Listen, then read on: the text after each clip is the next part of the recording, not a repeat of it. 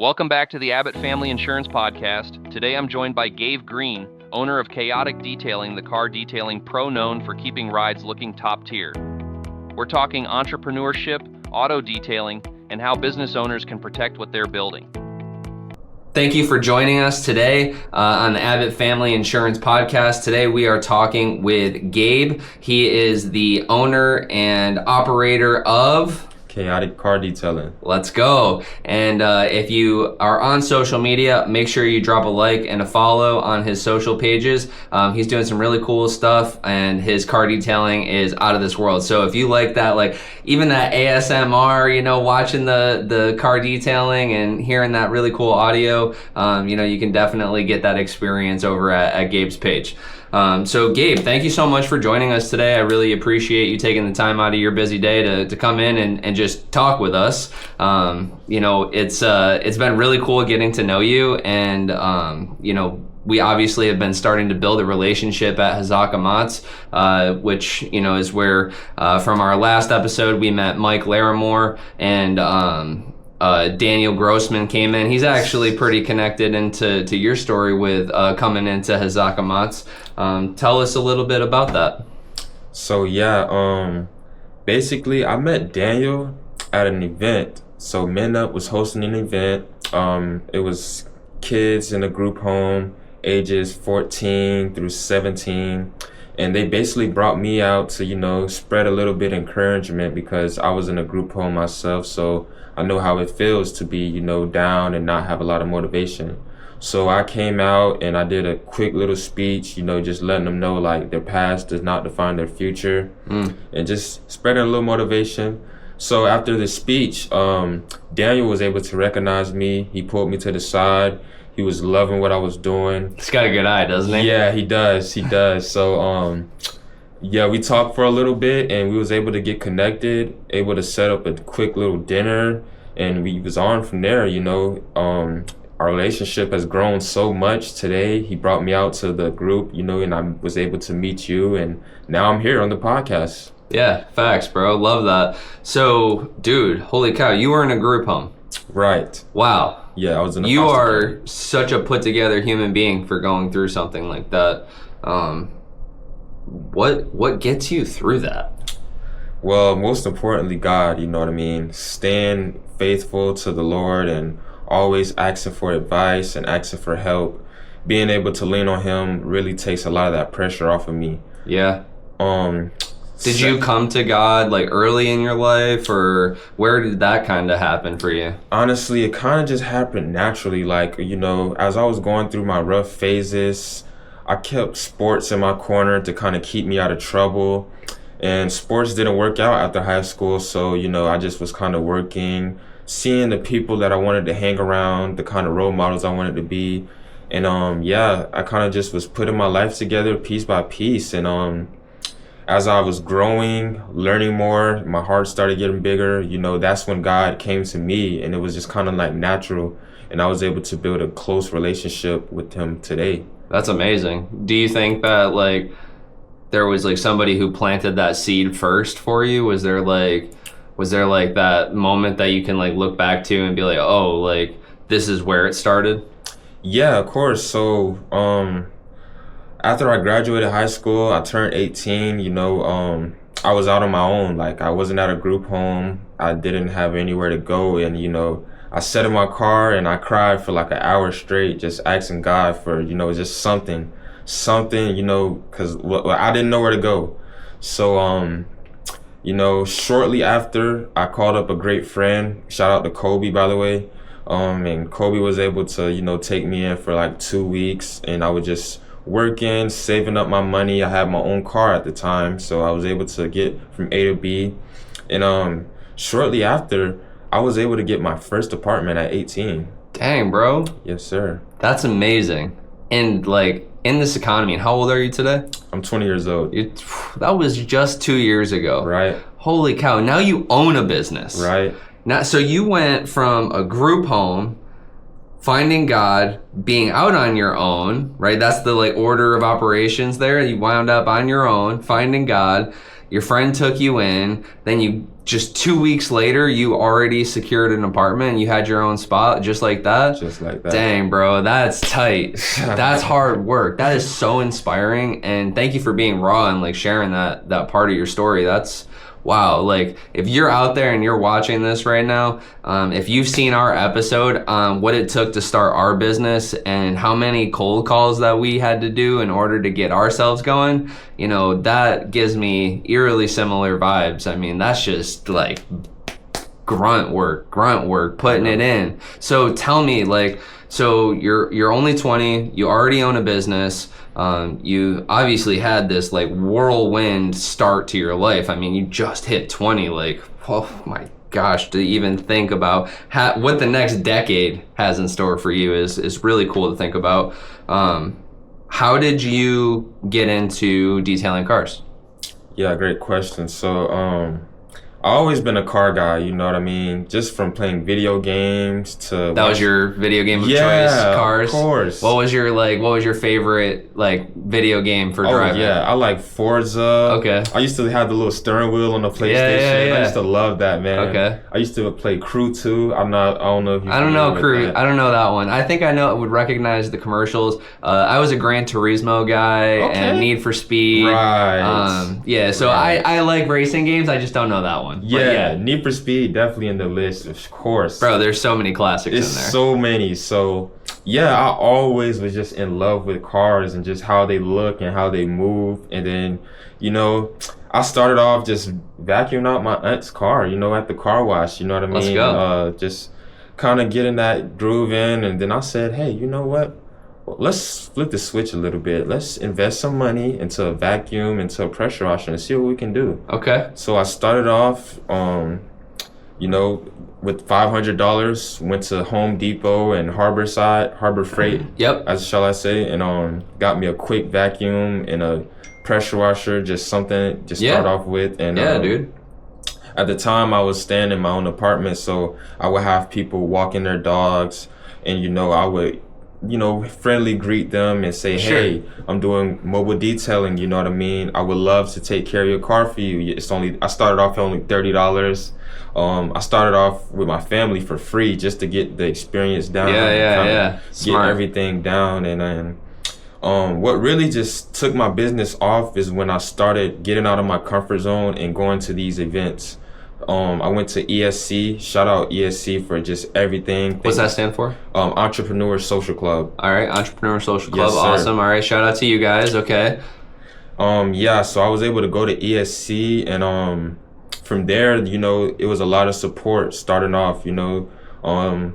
I was just able to greet everybody. I had to stand up in front of like 50 people. I was so nervous. This is my first time speaking. How old were you? I was 19 at the time. Okay. I was 19. How many people were you speaking in front of? Like 50 to like 60. Dang. Yeah, I had to stand up in front of everybody. Good for you, man. That's insane. You know, like, if you think about like the prototypical, like what you watch on TV, like the only people that ever get those like public speaking experiences are usually it's in like the public speaking class with like your 20 classmates or whatever, or it's like the class president, you know, the varsity captains, and you know, those like specified roles. But like, here you are, you know, you're a salt of the earth human being, and you're just jumping right into a speaking engagement. Like, dude, good for you, man. Good for you. I love that's what they call chutzpah. That's chutzpah right there. Yes, sir. I love that. So yep, I was able to you know, speak in front of everybody. I was nervous at the time, I'm not gonna lie. But now it's just kind of regular, you know, it's kind of normal to speak in front of everybody. You know, like I told you, I got the huge speech coming up. It's going to be 600 people there. I was just about to ask you. Okay, so 600 people at this next speaking engagement. That's a big difference from 50 or 60 to 600. Right. Are you doing anything to prepare that for that like magnitude? Is it the same? Is it different? Like, what's that look like for you? Yeah, so me preparing myself for this speech, just getting my mind and my body in sync, you know what I mean? Meditating every morning, eating the right foods, taking vitamins, you know, drinking a lot of water, and obviously practicing my speech a lot. hand gestures, the right tone, the right pace. Yeah. So that's what I'm doing to prepare myself. Good for you, man. That's incredible. Wow. 600 folks, and we don't want to obviously spoil your speech, but what are you speaking about and who are you speaking to? So basically the J.W. Browning Spence family selects 3 recipients every year. Just 3 people that was in the foster care system and that's just doing a good job, and they would like to nominate them to just keep going. And I'm basically just speaking about my story, man, just speaking about how I was coming up in the foster care, how I was starting my business, how life early on hit me, and I was able to bounce back and start a career in detailing and further my career in school as a mechanic, and just all the good things, man. Wow, dude. Yeah. Gosh, I have so much respect for you, man. Just hearing your story and reflecting back at my own, I can see how lucky and fortunate I was to have my parents, with me and for me, and to think how far you already are compared to where, like, dude, I had this whole rebellion phase, and that led me to the Army, and thank God it did. I learned so much and had an incredible experience there. But for you, you started out in the hard things of life. Life was coming at you hot and fast from an early age, but your aura, your vibe, man, doesn't reek of that victimhood mentality, right? There's so many people that have it so much better off from where they started than you or even I, but it's that woe is me, right? You're not giving any of that kind of energy, and what's that leading into? That's translating into results. I mean, holy cow, you're 20 years old speaking in front of 600 people. I don't think I've even spoken in front of 600 people yet. And I speak to people all day, every day. I probably had half of that on a Zoom call at one time, but I really can't think of a speaking engagement where I've even had that opportunity. So dude, congratulations to you on being nominated, and seriously, what a inspiration you are, and I'm so grateful to have you in our Hazaka Mots group, bro. Obviously there's a lot of incredible business people in that group that is just going to magnify your knowledge, but with your business specifically, you're maybe 18 months into doing your own thing, Chaotic, not even, so about maybe close to a year. It's got to be close to a year. Okay, so coming up on a year. What does the future look like for you going from year 1 into year 2? Great question. So, like I was saying, I'm gonna pick back up on me going to school for a mechanic. Okay. I want to get certified as an automobile mechanic, and I want to open up my own shop, where I do detailing, I do tinting, I do custom wraps, I do repair jobs, maintenance jobs. And, I want to further it in that, you know what I mean? And just have it all in one and still be mobile and have my shop. Maybe have some guys working in the shop while I'm mobile, or I'm in the shop while guys are mobile. Something like that, you know what I mean? Yeah, cool, man. Dude, all right, so not to tell you how to do your business, but being at the stage that you're at and with the opportunity that you have, I would say get really focused on one thing. Right. Stay really focused, even on your detailing. Right. Because what you don't want to do, and Shane Keegan made this point. We had a Hazaka Mots meeting where we actually looked at buying some businesses as a collective group and investing into a holdings company, so that way we could pool our resources and acquire assets that would produce revenue, right? That was the concept. And he this was all just an exercise, a thought experiment. And he showed us 2 companies. One was a $35 million a year revenue company, and the other one was a $3 million a year revenue company. And the $3 million guy was a plumbing company, as a plumber, and he had 1 office person and 2 trucks. Okay, so really small outfit, right? But he is still working in the business. Right. Then on the other side, we had this $35 million company that yes, he is the CEO of the company, but they have 150 or 160 employees, and the entire operation is doing the same amount of revenue year over year. Profit margins are good and clean, whereas the smaller outfit, we don't really know, right? So where you're currently at is working in the business, and you should be working in the business to get it started. Correct. What you need to start looking at is scaling. What you need to start looking at is once you have gotten close to your max productivity, that's when you should start looking to add people. So like, exactly. I was talking with you this morning, and we were talking about washing cars, and you had brought up the fact that you just bought some new equipment, got some new chemicals, got some new services that you added to your repertoire. That's exactly the right things to be doing. You're investing in your business, right? Correct. That's where you should be putting those dollars. And so now what you have to figure out is, how do you replicate yourself? How do you make more of you, right? And what could you be doing that will turn into more money? So like, if you, like, dude, you're talking to a group of 600 people. So obviously speaking and sales is probably something you're strong at already. I mean, you're naturally there, right? Right. So what if you had somebody who was doing the washing while you're out doing the selling and the marketing and all the other stuff that's going to bring in business, and now you have so much business coming in, now you need 3 detailers. Right. Right? Exactly. And you just keep it all mobile. You keep your overhead low. Okay. This is how you start, right? Okay. The reason I can actually give you a lot of great advice on this is because I actually was a manager for a detailing business. Oh, wow. Okay. Yeah, so, and when I started with him, the owner of the company, his name was Nelson, and when I started with him, it was just me, Nelson, a guy named Felipe, and like 2 other detailers. And they went and they acquired accounts, right, where there was consistent detailing going on, so that way they could staff it and scale it. Right, exactly. Right? So, gotcha. Yeah, that's, just sorry to like go off on a tangent there and, tell you all that. But yeah, man, the business that you're in is incredible. Okay.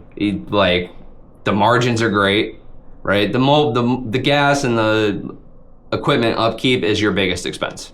Yeah, exactly. It will be anyway, because your chemicals are not that bad per wash, right. And your labor is not that bad per wash either. Right. I mean, you can get a good detailer for $18-20 an hour. Yeah, right? Exactly. So now it's about building out the model so that you cover all your expenses, your upcoming expenses, and also have a profit margin to pay yourself. Gotcha. Right? So that's where the foundation is going to come in, is you have to right now wear all the hats. Yeah, exactly. Right? Like exactly. Right now I'm 3.5 years into my own thing. I primarily do the marketing, the sales calls. Right. That's really it. Gotcha. I've got an accounting person, I've got a marketing girl, I've got a CRM manager, and I have a ton of AI tools built into a lot of the other holes, right? So I have other people that are really good at other things, right. doing the things that I'm not very good at. Right? And that's how I've been able to consistently grow year over year. Last year, we had a 14,000% growth. Yeah. Wow. Right. And that all happened because we started putting the tools and people, not the tools, but the AI is the tools, but like we started putting the people in the right places for the things we weren't good at. Right. So just keep that in the back of your mind, right? Gotcha. Wear all the hats until you can peel one off. Right. Right? Exactly. Every time you can peel a hat, find a way to find that person that's good at those things and hire them. 100%. 100%. Well, sick, dude. On that whole topic there, have you ever heard of like disc profiles? Disc profiles, no. All right, cool. So DISC, it's like a personality and mood mapping exercise. Like you answer a bunch of questions, and based on your answers to those questions, it places like where your personality traits are. Okay. Right? So like I am a high I, which means I'm like right smack in the middle of I, and I'm as far to the edge as you could possibly be. I like to talk to people. I like to be creative. I like to, motivate and lead, but I do not do results-based stuff well. I'm not good at spreadsheets, and I'm not good at, I forgot the other one, but those are just not my strengths, right? So then what we've done is we've applied the DISC profile to who we're hiring. Oh, wow. So we're looking for those other personality traits that you like that I don't have. Right. And that's what influences our hiring decisions. Okay, I might have to check that out. Yeah, it's and then you can even especially with ChatGPT now, you can ask ChatGPT to analyze the DISC model and then say, okay, my job position is a car wash detailer. Right. I would need this person to be a high performer in this industry. What should their DISC profile be? Right. And then you see what chat says to that, where those types of people land, and then you have them do DISC profile assessments before you hire them. And if they're in there, then it's a fit. Gotcha. That's a good one, man. That's how we hire. Wow. Okay. Wow. Even the NFL does stuff like that. Oh, wow. NBA, all the big athletic, when they're doing the meetings with the coaches before the draft and all that stuff. Yeah. That's what they're doing. Those assessments, and they're doing interviews, and they're doing different psychology interviews basically. Yeah. Yeah. Cops do it now too. Wow. Yeah. And even in the trades, I'm telling you to do this for your car washing business, but when I worked for Joe Cool Home Services, and even Performance Air Conditioning before that, that was part of the hiring process. Gotcha. You had to take a personality assessment to even get a job as a call center representative or a dispatcher or a technician, right? Gotcha. So, yeah, man, those are really good tools for how you will place the right people around you. Gotcha. Yeah, man. So, that energy drink's got me talking. Good Lord, I need to take another sip, but slow down. So I want to hear a little bit more from you, Gabe. You obviously have this big speech coming up. When is that, by the way? Friday. It's on Friday. Friday. And where? It's at the Coliseum on 4th Street in St. Okay. Pete. All right. Well, after it's all done, this episode won't have aired yet by the time you've already spoken. So, okay. When you're done with your speech, let's follow up on that. Okay. Cool. I want to definitely hear some more about that. My, I guess, segue is we're talking about business. We're talking about, car detailing. Let's stay in that business vein. You're a young guy. I feel like this is probably a good opportunity to get some wisdom out there to you. Have you drawn up goals and set KPIs for yourself yet? What's KPIs? Key performance indicator. So it's a way to measure your own performance. As far as goals, I do write down a lot of goals in my journal. I use my journal for a lot of things like scheduling, to-do list, quick reminders. Yeah. But not so far much as a KPI, you know what I mean? Yeah, all right. So let's think about a couple of things inside of your business that we could measure. Okay. 3 things I think that you could really quickly and easily start to measure that will drive results inside of your business. Gotcha. How many appointments do you need for the week in order to be profitable? Good question. I'd say about 3 to 5. That's it? Yeah, honestly. Oh, sick. All right. To be profitable. So that means pay you, pay your expenses, and all your bills. Exact. Oh, okay. All your bills. I'll say about everything paid. I'll say about 5. About 5 washes. Yeah, 5. All right. So we need a minimum of 5. Right. We never want to aim at the minimum. Gotcha. Okay. How many days are in a week? 7. let's get 7 washes a week minimum. Gotcha. That's 1 a day. Right.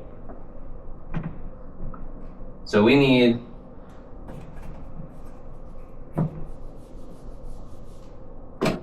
We need 7 washes for the week. Now, what you're going to do is you're going to track how many you're booking and how many you complete each day. Okay.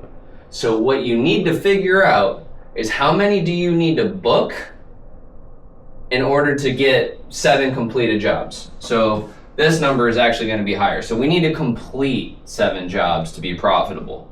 How many appointments do we need to book in order to get 7 completed jobs? That's a number you'd have to figure out on your, like, looking at your appointments. Okay. Right? Because I'm sure that there's appointments that you go to that are no-shows or that aren't, you know, available at the time and you don't end up washing them. Does that happens, yeah, correct? That happens. Okay, so you want to count that. Okay. Because that means that you made a trip which cost you money and they didn't pay. Right. So next level is do a security deposit.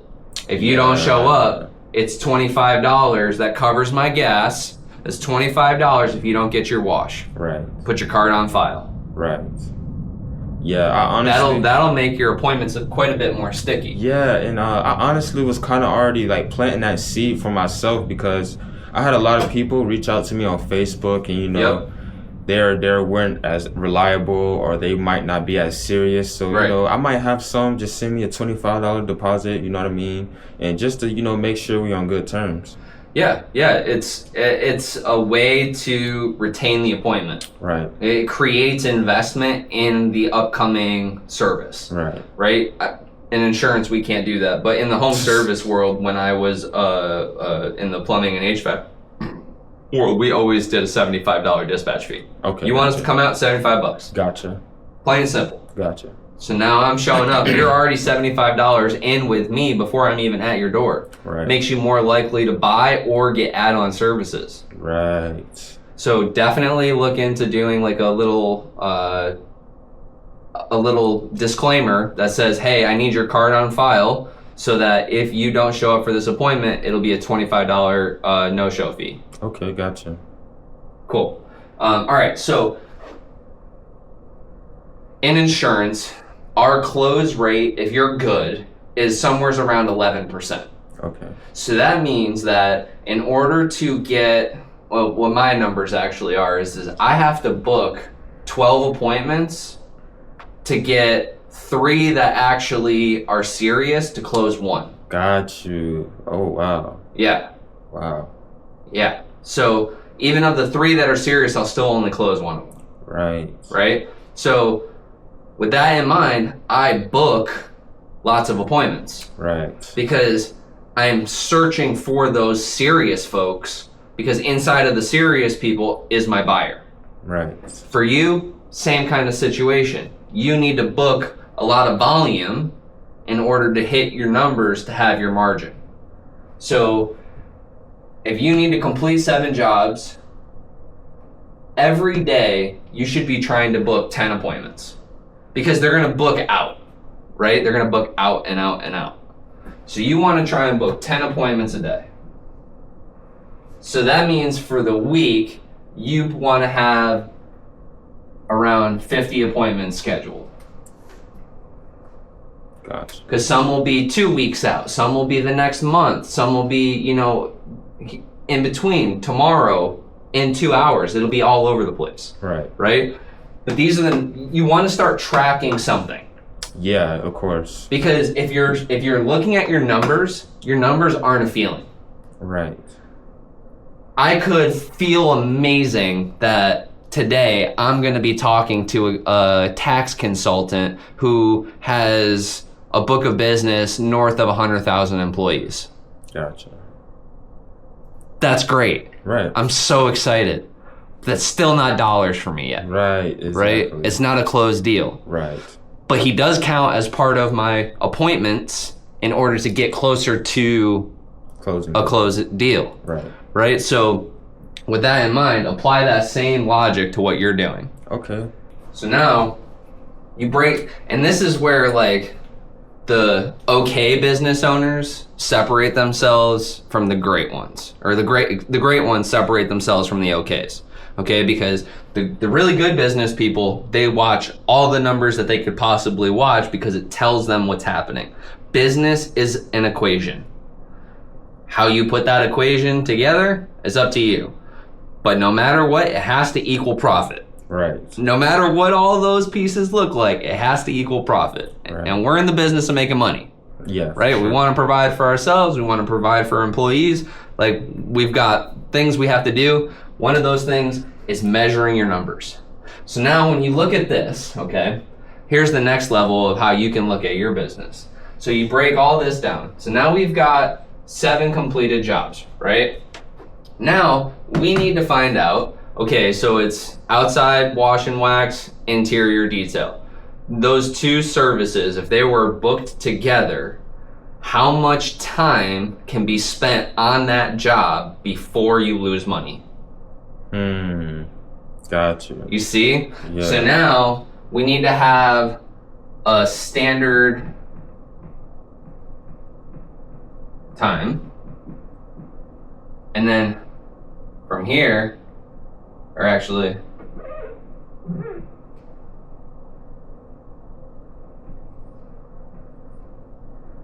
average time, and no, I think that's it. You need to have your standard time and your average time.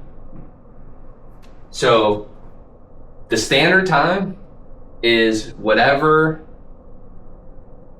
is within your margin to be profitable. So if a whole inside outside takes an hour and 15 minutes Right. to be profitable, that means that it should be an hour and 15 minutes standard time. Right. Shouldn't run over. Right. And then your average time Right. will help you track who is doing well and who is doing not. Yeah. Because okay. now if you've got, let's say you're one of the guys out in the field and I'm one of the guys out in the field, and your average time is 1 hour and 15 minutes. 3 minutes. Oh, 3 minutes. Okay. And my average time is 1 hour and 32 minutes. Who's keeping their job? 103. Right. And it also, as the business owner, gives you the ability to say, okay, why do I have this discrepancy here? Right. So before I fire you, this is now corrective training. Hey man, I'm looking at your average time on job sites. Like, you're a clear 20, 30 minutes longer than such and such. Than my standard time. Oh yeah, exactly. Don't compare anyone to anyone, Okay, ever. okay. That's how you create animosity in your team. Right. Always go by the standard. Right. So you're like 20, Gotcha. 20, 30 minutes over my standard time here. Mm-hmm. What do we need to do to help you get closer to that standard time so that we're not losing money on the jobs you do? Gotcha. Right, and that becomes the coaching point. Right. Okay, well, and then that's where having like a checklist of the things that they're supposed to do on each car, right, for your detailers to do. You should even have a checklist for yourself. Right. So that as you complete an item, you can just check it off. I seen a car detailing business that as the detailer does like the service, they have like a report that they check off and then they give it to you in the car when it's all done. Oh, so wow. that you can see like, oh, they checked on all these things, and you can look and like examine their work, like you know what to look for. Right. Right? Okay. Wow. Yeah, and then it just gives authenticity too, as far as like we completed these things. It provides Right. value. Right. Right? So that's where you start adding those layers, you can start charging more premium prices for a more premium service. Correct. Right? So that's where really when you start to measure things, you're gonna take off. Gotcha. Yeah, you gotta set high goals for yourself that you can track weekly. Because Warren Buffett said it. You can only improve what you measure. Right. That's true. That's it. 100% agree. 100% true. So your homework, sir, is to put together some measurables. Okay. look at your finances. Okay. Look at where you're putting money in. Right. And how much you need to generate to make profits. Gotcha. And like know your numbers exactly. Like I'm gonna take a big wild guess here that 7 completed washes is not gonna be what you want to write home about. Right. So this number is probably like you minimum want to be aiming at like 2 a day. Right, exactly. Monday through Friday. Right, exactly. And then, maybe on Saturday or Sunday if, you're really like trying to go eat. Right? Exactly. But in order to get here, you're gonna have to do this. Okay. You're gonna have to track how much you're booking. You're gonna have to figure out where your lead sources are working, and you're gonna have to go hustle for that business a little bit. Right. I would strongly encourage you to look for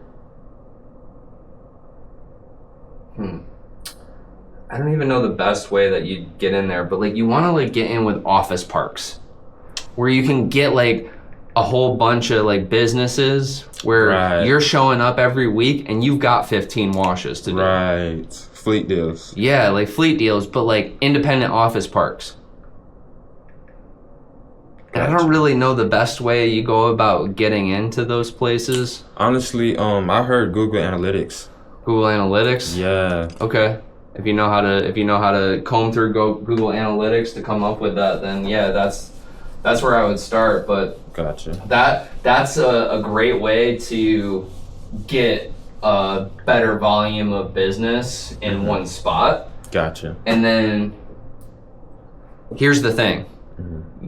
Do you have a website? I do. Okay, so you need to start learning about, well, you have access to ChatGPT. I do. Which means you have the same opportunity that I have had. So me and my team, we've been building a online pricing tool for employer benefits. Gotcha. You need to build an online pricing tool for detailing. And you need to start using ChatGPT to hone your website in so that you start ranking for AI search. So when somebody goes on ChatGPT and they say, hey, I need a mobile car detailer near me, it's gonna pull up you. What's been like your biggest takeaway so far? My biggest takeaway as far as like this whole interview? Yeah, our whole conversation today. Definitely learning how to scale. You know what I mean? That's something I can say I definitely not doing enough of, and something I could be working towards and setting new goals and, scaling my business a little bit better, because right now I'm not scaling as much as I should have. And then the advice you gave me, I'm going to obviously use that and scale my business the right way. There you go. So to finish on that thought, really look at your numbers. Find out what it takes, what you have to charge to make money. And like, if I was you, I'd be aiming for a 30% gross profit margin. That means that after all of the taxes and stuff happens at the end of the year, you should be left with somewhere between 10 and 24% profit margin. Right. Okay, which means you're making money. Right. Which means you can put more money back into your business. Right? So find out what your hard numbers look like so you know what you have to charge to actually start making profit. Gotcha. And then from there, start focusing marketing efforts on those commercial accounts, but those are going to be long plays. So you got to do a couple of things at the same time. You got to find ways to keep going getting individual business, and then also finding those commercial accounts. Gotcha. They're out there. There's more than enough business for everyone in the world, right? So you just have to go out and find it, right? And that's the tricky part. So I would say good luck at your speech on Friday. Thank you. Make sure someone's recording that for you. And that way you can use that for the rest of your life as, content in this world that we live in. But yeah, man, what a blessing to call you a brother and to have you in this group with us. I'm so excited for what the future holds. I can't wait to do more of these with time with you and just watch you grow. Like, dude, you're 20 years old. Like, your whole life is in front of you. I'm just so beyond excited to watch your growth and to watch you grow with the Lord. More importantly, that's what Hazakamatsu is all about. But like, and we got to do business too. Right. And that's a beautiful thing. So keep up those great habits that you so clearly have. Don't let those voices creep in. Keep your circle tight, right? Everybody trying to drag you down, bro. Right. The whole world trying to drag you down. They trying to get you. It is. It is. It's after you. That's life. Yeah, I know you know that. Yeah. So keep that circle tight, bro. Course. All right, dude. Well, this has been great. I cannot wait for this to go live. I think this is going to be a really great episode. And I'm so excited to hear more about your speech on Friday, man. Yes, sir. All right, Gabe. Yes, sir, my man. Yep, that's all good. Yep. That's all good. Just the Harper side card. Oh, again, before we end it, shout out Munster. Amanda. Shout out Matthew, man, for bringing me out. Really blessed to be here. Thank you, guys. Cheers.